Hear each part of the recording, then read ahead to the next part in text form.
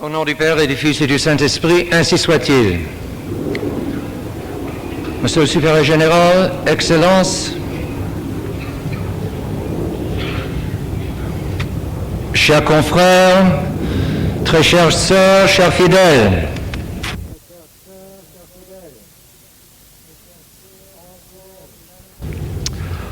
encore une année d'ordination dans la paix, apparente au moins, dans le soleil, dans le beau Valais, toujours autant de dons de Dieu. Sachant l'en remercier, arrive peut-être le temps où il n'est plus possible de célébrer les grandes ordinations comme celle-ci. Qui sait? En tout cas, dans la logique dans le cours des événements actuels, on va vers la persécution, qui sait, peut-être sanglante, physique, alors que nous soyons là encore une fois, et dans ce prêt que nous n'aurons pas l'année prochaine, et l'emplacement qu'on aura, sera-t-il aussi beau? Je n'en sais rien. Tempora mutantur, nos et mutamur unidis. Les temps changent et nous changeons avec eux.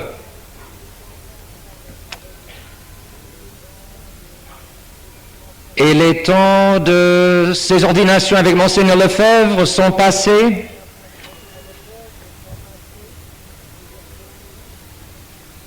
Et plusieurs choses qui nous sont si familières maintenant depuis des années vont passer, y compris ce prêt.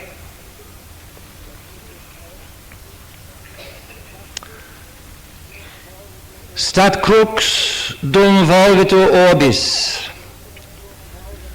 La croix se tient, le monde bouge, tout le monde tourne.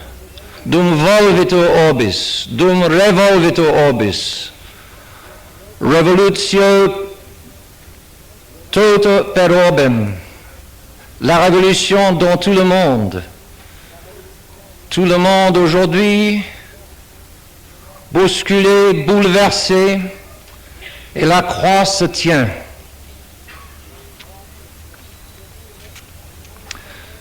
Ce bouleversement du monde, un monde en délire, et chaque jour davantage. L'hérésie, le mensonge, la mort. L'hérésie, nous nous en rendons même plus compte. À force de vivre depuis des années dans une ambiance de liberté religieuse et de libéralisme, nous nous habituons, non pas, disons, non pas aux erreurs, encore que, bien sûr, on s'habitue aux erreurs, mais supposons que nous nous habituons pas aux erreurs, nous nous habituons quand même à ce que la vérité ne soit pas si importante. Oh oui, les autres sont en erreur, nous possédons la vérité, mais quand même, ce sont des gentilles personnes, etc. L'hérésie, nous nageons dans l'hérésie. Elle nous infecte tous, au point justement où nous nous en rendons plus compte. Mais nous étouffons dans l'hérésie. Elle nous étouffe. C'est terrible l'hérésie, c'est le pire des péchés. Parce qu'elle s'attaque à la foi. Elle corrompt l'intelligence. Et la conclusion logique de cette attaque par l'hérésie dans le domaine donc surnaturel de la foi, c'est la corruption radicale et de l'intelligence même naturelle. L'intelligence se dissout et on y perd la vérité et on perd le sens de la vérité, l'acuité, l'urgence primordiale de la vérité.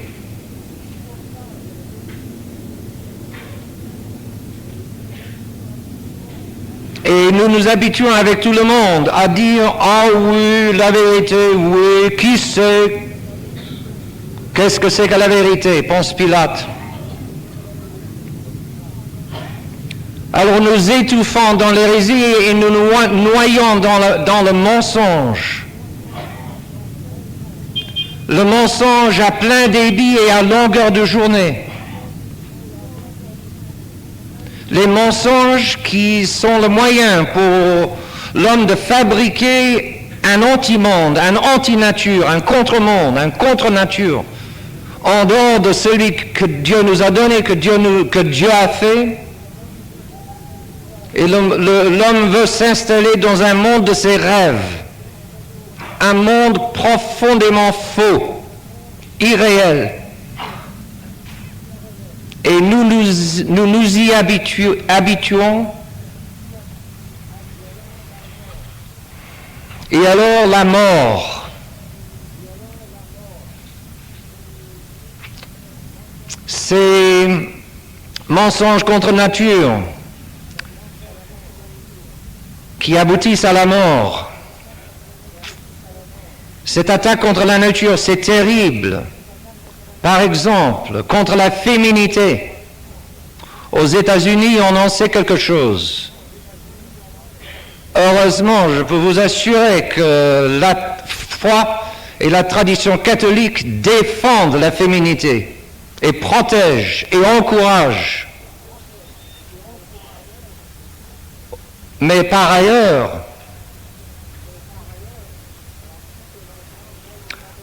on dit de la grande reine Isabelle d'Espagne qu'on lui a demandé une fois ce qu'elle voudrait comme sujet de peinture. On allait lui faire une peinture. Qu'est-ce qu'elle voudrait dans cette peinture? Elle aurait répondu qu'il y ait une femme, un criminel et un prêtre dans cette peinture. La femme qui enfante, le criminel à la potence et le prêtre à l'autel. C'est dire que la grande reine comprenait que chaque chose et que chaque personne soit à sa place et selon sa nature. Il y a un ordre de la nature, nous devons tous nous insérer dans cet ordre. Et si nous dissolvons cet ordre de la nature, taisons la surnature. Mais si nous dissolvons cet ordre de la nature, eh bien tout va se disloquer et ce sera la mort comme nous le voyons aujourd'hui. La mort, le suicide, l'avortement, ce fléau de l'avortement qui, comme aurait dit Mère Thérèse de Calcutta, appelle le châtiment de Dieu sur l'Occident, sur ces nations occidentales apparemment prospères, mais réellement pauvres, spirituellement pauvres, à côté desquelles ces nations matériellement pauvres sont relativement et comparativement, en comparaison, riches. Quelle pauvreté de ces nations apparemment prospères et riches. C'est nous autres, mes chers amis, de ces démocraties occidentales, où la jeunesse se suicide, si nombreux, et où la jeunesse en si grand nombre se suicide, que les vieillards se suicident parce qu'ils pensent n'avoir plus de raison de vivre, c'est toujours un péché mortel. Mais humainement, c'est compréhensible. Attention, ne me faites pas dire ce que je ne dis pas. Mais Mais que les jeunes se suicident, cela c'est la folie. Mais c'est ce qui se passe. Ils sont nombreux dans toutes ces nations occidentales et ça se répand toujours plus, sans doute dans les autres nations aussi. Mais c'est fou que la jeunesse n'ait plus ou ne sente plus de raison de vivre. Mais qu'est-ce qui se passe?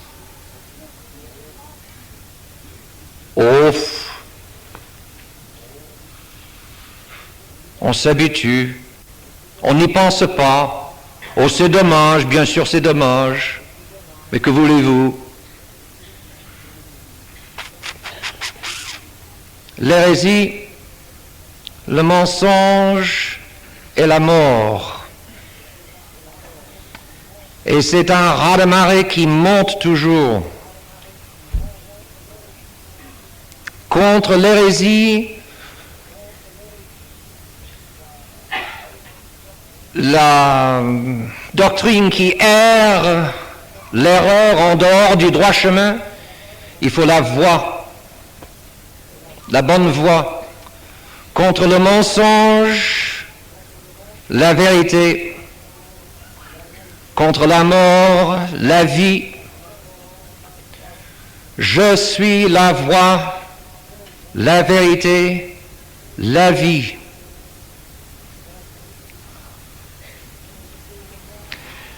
Dans ce pauvre monde, il faut notre Seigneur Jésus-Christ.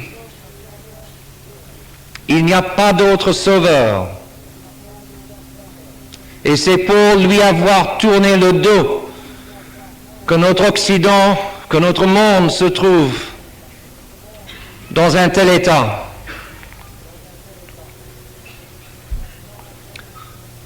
La voie, la vérité, la vie. Notre Seigneur, qui lui-même est sur terre 33 ans, mais qui pour continuer cette œuvre de rédemption et de salut a institué ses prêtres. Et les prêtres catholiques sont notre Seigneur Jésus-Christ. Sacerdos alter Christus, c'est Saint Jean Chrysostome, c'est la doctrine de l'Église, c'est l'Épître aux Hébreux.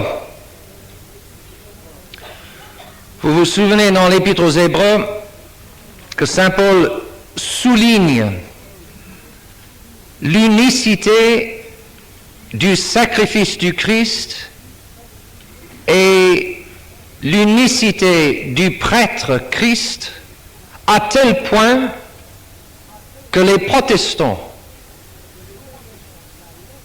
malmenant la lettre de l'Écriture, on arrive à dire il n'y a que le sacrifice unique de Calvaire et qu'il n'y a que le prêtre, le souverain prêtre Jésus-Christ lui-même. En dehors de Calvaire, pas de sacrifice, la messe n'est pas un sacrifice. En dehors de Calvaire, pas de prêtre, il n'y a que Jésus-Christ prêtre. C'est faux, évidemment. Mais ça s'appuie sur la lettre de Saint Paul, car en lisant Saint Paul, en effet, Saint Paul souligne l'unicité du sacrifice et l'unicité du prêtre. En contraste avec les sacrifices de l'Ancien Testament, qui, disait Saint Paul, se répétaient, et en contraste avec les prêtres de l'Ancien Testament, des prêtres de l'ordre d'Aaron, les prêtres qui se succédaient, qui mouraient, qui vivaient, qui naissaient, qui mouraient, qui naissaient, donc ils se succédaient. Or, pour le sacerdoce du Nouveau Testament, Saint Paul dit, il n'en est pas ainsi. Il y a quelque chose d'autre entre le sacerdoce du Nouveau Testament et le sacerdoce de l'Ancien Testament. Dans le Nouveau Testament, il n'y a qu'un prêtre, c'est Jésus-Christ. Or, les prêtres catholiques meurent et naissent et se font ordonner, naissent dans l'ordination, comme les prêtres de l'Ancien Testament, sauf que les prêtres de l'Ancien Testament naissaient avec leur naissance dans la tribu de Lévi, la famille d'Aaron, etc. Mais qu'est-ce qui explique cela? Parce qu'apparemment, selon les apparences, les prêtres du Nouveau Testament, les prêtres catholiques meurent et naissent comme les prêtres de l'Ancien Testament, et pourtant Saint Paul de dire que ce n'est pas pareil. Pourquoi n'est-ce pas pareil? Eh bien, parce que tout comme la messe n'est autre comme sacrifice que le calvaire, c'est le même sacrifice, un et le même sacrifice. De même, le prêtre catholique, ou analogiquement si vous voulez, en tout cas, au moins analogiquement, le prêtre est un et le même avec Jésus-Christ. Mystère, chers amis, de notre foi. Voilà d'où vient la vénération de toujours des catholiques pour leur sacerdoce, le sacerdoce de leur Église, de leur Seigneur. Et alors, aujourd'hui, ce don énorme que notre Seigneur va faire à son Église, d'encore 15 prêtres, 15 lui-même, 15 Jésus-Christ. Oh, nous restons. Nous sommes payés pour le savoir. Nous restons des hommes, nous autres prêtres. Nous gardons nos petitesses, nos bassesses, nos misères. Mais pour peu que nous nous soumettions à cette agence qui est en nous, pour ainsi dire, pour peu que nous vivions dans notre sacerdoce, eh bien, ce n'est plus moi, c'est le Christ qui vit en moi, dit saint Paul, et en particulier dans le prêtre, de façon particulière dans le prêtre, lorsque le prêtre agit comme prêtre. Et c'est pour cela, bien sûr, que vous irez vous confesser, par exemple, un exemple concret, vous irez vous confesser à toute une série de prêtres, de bons prêtres, de prêtres qui essaient de faire leur devoir. Et essentiellement, vous aurez chaque fois la même réponse, les mêmes conseils, les mêmes consignes. C'est parce que c'est notre Seigneur qui parle à travers ce pauvre être humain qui va mourir. Mais le sacerdoce ne mourra pas comme saint Paul nous le dit. Quelle grandeur d'être les porteurs de notre Seigneur Jésus-Christ prêtre. Et c'est ce que nous sommes. C'est ce que vous êtes venus ici célébrer, mes chers amis, la naissance d'encore 15 prêtres pour l'Église catholique. 15 prêtres qui, Dieu aidant, essayeront de faire leur devoir.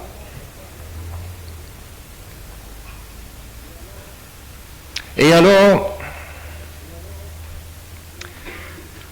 quelques petites consignes, quelques conseils pour ces prêtres. Un conseil relativement nouveau et des conseils anciens.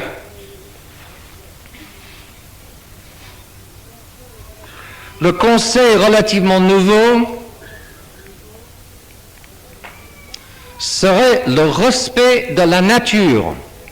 Je n'entends pas l'environnement. Je ne suis pas environnementaliste, ni globaliste, ni écologiste, Non, c'est pas ça. Intéressant comme cet homme moderne, ce fief et hypocrite, tout en bâclant la nature divine, prétend qu'il est ami de la nature naturelle, des arbres et des forêts, etc. Quelle hypocrisie!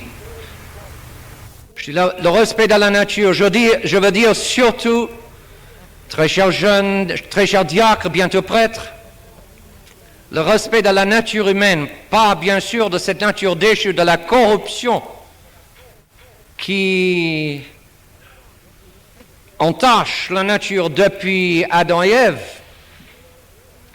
mais la nature faite par Dieu qui est sujet de cette corruption comme elle doit être sujet de la grâce. C'est la même nature humaine qui est sujet et du péché originel, et des péchés personnels, et de la grâce. Elle est la base de nous-mêmes. Et si nous distinguons entre la corruption qui lui est innée, c'est d'accord. Mais c'est quand la corruption est un mal qui prérequiert un sujet qui est un bien, et la nature humaine qui est le sujet de cette corruption, de toute la corruption que vous voulez. Il faut quand même un sujet, que ce sujet est un bien, et c'est un bien qui vient de Dieu. Et c'est à ce bien-là que le démon s'attaque aujourd'hui. Concrètement, un exemple très clair, à la nature humaine féminine, j'en disais tout à l'heure deux mots, dénaturer la femme, dénaturer la mère, mais c'est aussi l'homme qui est dénaturé. Tout est dénaturé. Alors le respect de la nature, la connaissance de la nature, une affection pour cette nature humaine, toujours pas la corrompue, mais celle qui vient de Dieu et qui se présuppose à la grâce. À quoi sert un vin magnifique sans bouteille? La bouteille est faite de pauvres verres. Elle ne vaut pas grand-chose. Mais sans cette pauvre bouteille, comment aurez-vous le vin délicieux? La grâce doit bien se sujeter dans une pauvre nature humaine. Elle est bien pauvre, cette nature, d'accord, mais elle devient le trône d'une reine lorsque la grâce vient s'y asseoir. Non seulement la misère de la nature, mais la beauté, la grandeur de la nature humaine. Toute précaution bien observée, c'est évident.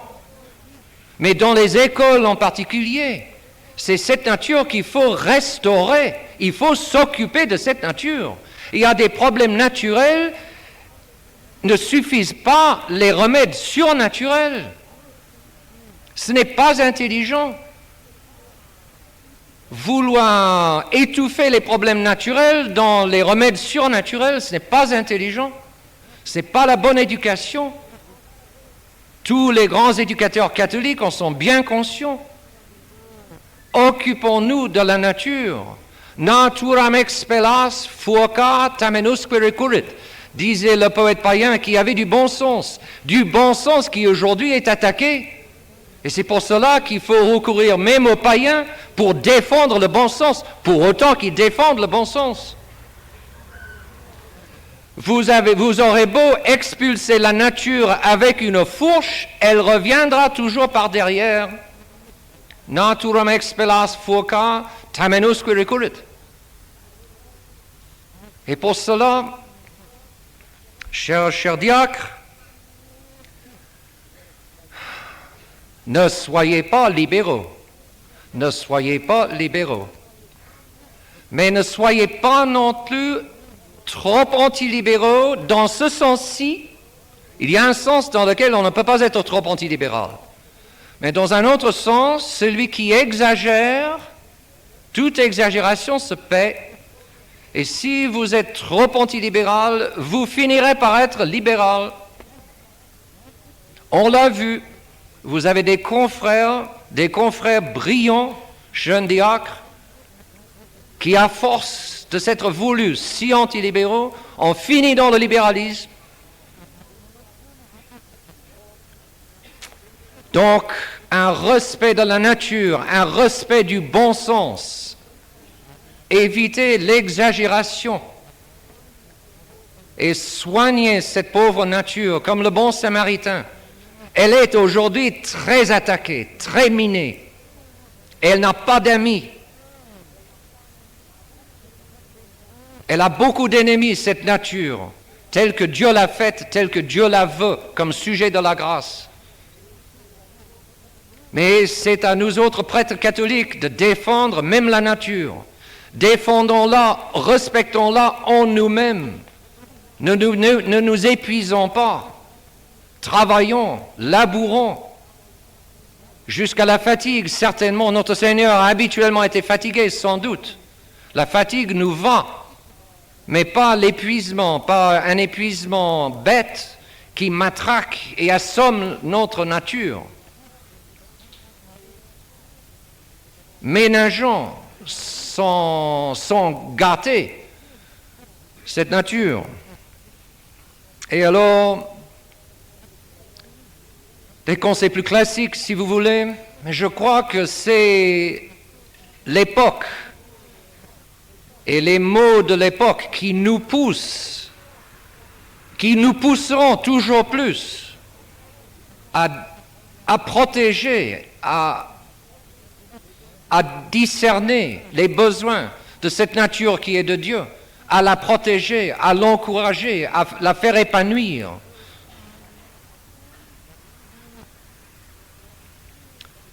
Chers jeunes, comme remède surnaturel, les exercices de Saint Ignace, aimez les exercices de Saint Ignace. Ils ne sont pas l'alpha et l'oméga de l'apostolat de l'Église, mais ils sont encore un grand don de Dieu dans les temps modernes en particulier, pour rappeler les hommes à Dieu, pour que les hommes n'oublient pas les grandes vérités du salut et de la damnation éternelle, pour secouer les hommes endormis dans le péché, dans ce monde qui étouffe donc dans l'hérésie et qui se noie dans le mensonge et qui se voue à la mort. Respectez les exercices. Profitons-en pour nous-mêmes et sachons en faire profiter les autres. C'est un don certain de Dieu. Et la fidélité est quelque chose de grand. Fides, fidelitas. Fides, fidelis, fidelitas. Fidélité de fidèle, fidèle de foi. La fidélité est en rapport direct avec la foi. Mais soyons fidèles, pas seulement comme catholiques, à la foi catholique, sachons être fidèles à ce don inimaginable qu'est la fraternité Saint-Pédis. C'est là où le bon Dieu nous a mis, mes très chers amis. Sachons rester là où Dieu nous a mis. Sachons aimer cette fraternité. On dit que le bon Dieu aime travailler avec des nullités. On pourrait dire la fraternité Saint-Pédis lui en offre une belle collection. Mais c'est notre famille et ces nullités sont mes frères et mes sœurs. Et j'en suis une. C'est notre famille. Et divites dimicitidanes, c'est avec les humbles que le bon Dieu peut travailler. C'est avec ces humbles qui laissent de la place pour le bon Dieu de travailler, qui ne veulent pas prendre toute la place eux-mêmes. L'humilité, mes très chers frères. Et avant tout, dira Saint Paul, le vinculum caritatis, la charité. Vous et moi, nous ne sommes pas infaillibles, nous ne sommes pas impeccables.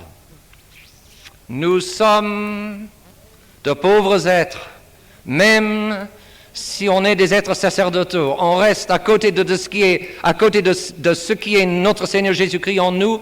Il reste le pauvre homme avec ses misères qui sont toujours là. Matière de combat. Ménageons nos confrères, ménageons les âmes, soyons paternels et maternels pour les âmes, pour les pauvres gens aujourd'hui. pour nous-mêmes aussi. Comme disait Saint François de Sales, il faut être patient avec nous-mêmes aussi, de la charité pour nous-mêmes aussi, pour les autres et pour nous-mêmes. L'orgueil tue et il aveugle. Et c'est pour cela que souvent, le bon Dieu préfère et marche avec les nullités.